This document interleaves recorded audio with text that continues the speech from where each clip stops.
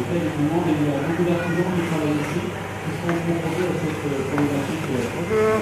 bien, ça va vous-même?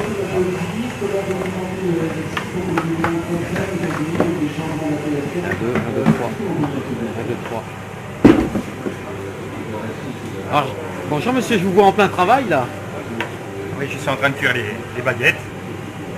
D'accord. Bon, on va vous laisser faire déjà pour les mettre au four. Oui. Meilleur ouvrier de France 2004. Alors, qu'est-ce qui fait qu'on devient un jour boulanger? Par passion, tout d'abord par passion, par amour du métier. Et on devient meilleur ouvrier de France en travaillant beaucoup. C'est aussi des rencontres, parce qu'au départ, on pense que c'est pas pour soi.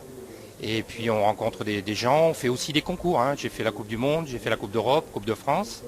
Et puis on prend confiance en soi. Et puis on arrive au titre suprême, les meilleurs ouvriers de France. Alors, il suffit pas de savoir faire une baguette. Non, il y a aussi le côté artistique, il y a aussi savoir faire de la viennoiserie, des garnitures, et puis surtout avoir une personnalité dans son travail. Je crois que c'est important. Alors, qu'est-ce qui a fait que vous soyez passionné de pain comme ça, tout jeune? Vous aviez peut-être des parents boulangers? Non, pas du tout, pas de traces de farine dans la famille, mais moi j'étais passionné à partir de l'âge de 7 ans. J'étais orphelin de bonheur, et puis pour moi le pain, le travail de nuit, c'était une famille, et de travailler la nuit, parce que j'étais un garçon très renfermé, ça me permettait de ne pas être au contact des autres, alors qu'aujourd'hui je suis formateur. Alors oui, justement, comment vous avez acquéri donc cette formation? Vous êtes passé par l'apprentissage, comment ça s'est déroulé votre carrière? Voilà, j'ai fait un apprentissage classique, comme les jeunes qui sont là aujourd'hui sur le stand.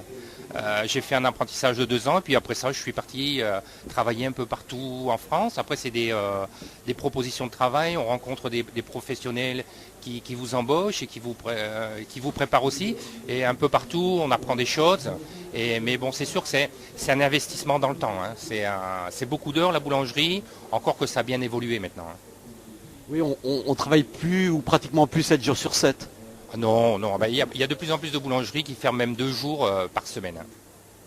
Alors aujourd'hui vous êtes ici, qu'est-ce que vous avez?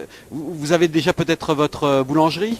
Alors je suis associé sur une boulangerie à Ax-les-Thermes, ça s'appelle la Forge d'Ascou en Ariège. Mais je travaille avant tout pour l'Institut national de la boulangerie-pâtisserie, qui est situé à Rouen, et moi je suis décentralisé. Alors je vais chez les artisans, prêcher la bonne parole. Les artisans, je suis rémunéré par eux pour leur apporter ce qui se fait, qui va leur donner du boost pour leur magasin, quoi. Donc c'est remotiver un petit peu les troupes quelque part. Tout à fait, c'est ça, c'est tout à fait ça. Alors la qualité de la farine, parce qu'un bon boulanger a une bonne farine toujours. La qualité de cette farine, elle a évolué au fil des années? Bien sûr, la farine a évolué, mais je voudrais dire que ce n'est pas la farine qui va faire le pain. Il n'y a pas que la farine, c'est surtout le boulanger. C'est surtout le boulanger, le savoir-faire, et puis l'amour qu'on va mettre dans cette pâte. Parce que c'est une fermentation, et c'est comme le vin, de toute façon c'est la même fermentation, c'est une fermentation alcoolique. Et comme le vigneron, le boulanger va donner le goût à son pain par rapport à sa connaissance et par rapport à l'amour qu'il va mettre dans cette pâte. Alors il y a plein de sortes de pains, les dernières nouveautés ou les grandes modes, il y a des modes aussi dans le pain? Alors on part de plus en plus sur du pain, je veux dire pain entre guillemets santé, ou du pain, les pains bio, c'est en vogue actuellement, parce que les gens font attention à leur ligne, à leur forme, et voilà, manger si c'est bon en plus pour le corps, c'est super. Alors là je voyais tout à l'heure des lardons, on fait des pains au lardon, on fait des pains en noix. Oui, aujourd'hui, pendant ces 11 jours de foire, on essaye de montrer au public d'abord qu'on a des jeunes dynamiques avec nous, des jeunes apprentis, des professionnels, mais aussi des anciens qui nous donnent un coup de main. Et on fait des pains fantaisie, on a fait des animaux, vous avez vu en pâte, on fait des pains décorés, on fait des pains aromatiques. On est là pour montrer que la boulangerie, ça a bien évolué, et ce sont des gens passionnés. Oui, on le ressent à travers ce que vous faites. Aujourd'hui, un jeune qui hésite un petit peu, qu'est-ce qui ferait que vous lui conseilleriez de devenir boulanger? Alors, pour devenir boulanger, d'abord, c'est fini, il faut quand même avoir un niveau d'études. Il faut essayer minimum avoir la troisième, hein, parce que maintenant ça suffit pas d'être un bon artisan, il faut être aussi un bon gestionnaire si on veut tenir un commerce. Et si un jeune veut rentrer dans l'apprentissage, je lui dis avant tout s'il a les capacités de continuer ses études, qu'il continue ses études, et il sera toujours temps d'attaquer l'apprentissage ensuite. Et ensuite, eh bien, on apprend le métier avec justement un patron, quoi, en fait. Voilà, hein, un patron qui s'appelle un maître d'apprentissage. Hein. C'est lui qui va le suivre pendant son évolution et à sa cadence, parce qu'il y a des jeunes qui vont apprendre très vite certaines formes, certaines phases de la profession, et d'autres, ça demandera un peu plus de temps. Et c'est vrai que les maîtres d'apprentissage, dans le monde de l'artisanat, hein, ce sont des gens formidables. Moi, ça m'a donné beaucoup de goût à la vie, parce qu'encore une fois, je vous répète, j'étais plutôt un gamin assez renfermé à la base quand je suis rentré en apprentissage. Et maintenant, quand même, je côtoie, je voyage partout en France, même dans le monde entier, quoi. Voilà.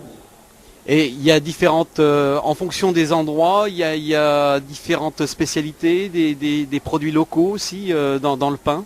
Voilà, il y a autant de pain qu'il y a de régions, même je dirais qu'il y a de villes. Hein. Chaque boulangerie même a sa petite spécialité. Et moi, c'est ce qui me passionne parce que comme je suis un saltimbanque de la boulangerie, hein, je voyage beaucoup. Tous les jours, je suis dans une boulangerie différente. Eh bien, ça permet aussi un partage. Ça permet un partage aussi avec le professionnel. Moi, je lui donne, lui, il m'apporte. Et puis, je ne vais pas travailler chez des artisans, je vais travailler chez les copains, quoi. Et quels sont les produits de boulangerie à la mode, entre guillemets, là, aujourd'hui vers quoi ça va?